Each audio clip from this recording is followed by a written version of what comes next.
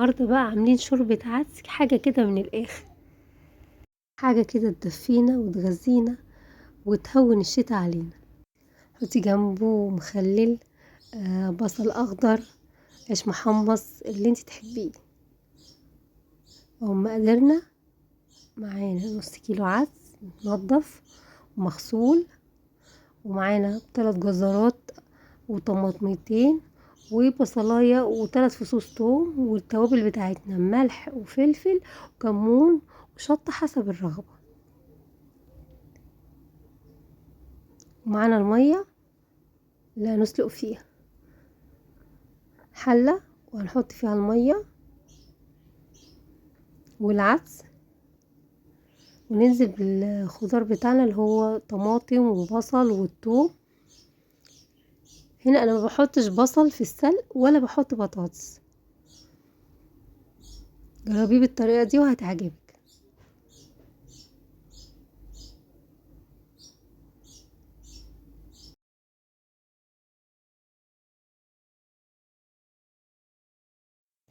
استوى معانا بالشكل ده.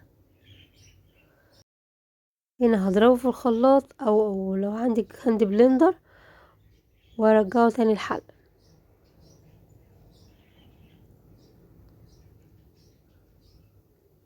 في حلة على النار احط زيت وانزل ببصلايه مقطعه،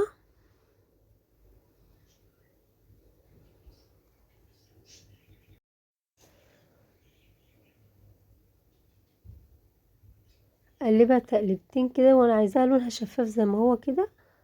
وهنا هنزل بالعدس،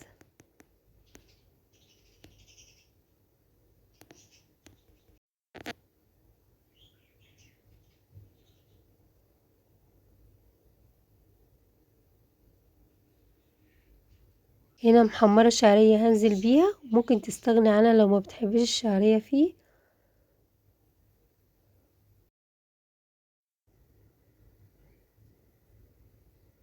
وهضيف عليه التوابل بتاعتنا اللي هي كمون وشطة وملح وفلفل،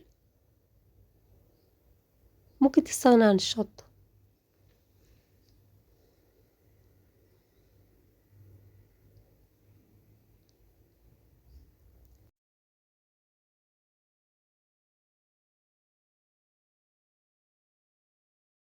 غلوتين وهطفي عليه،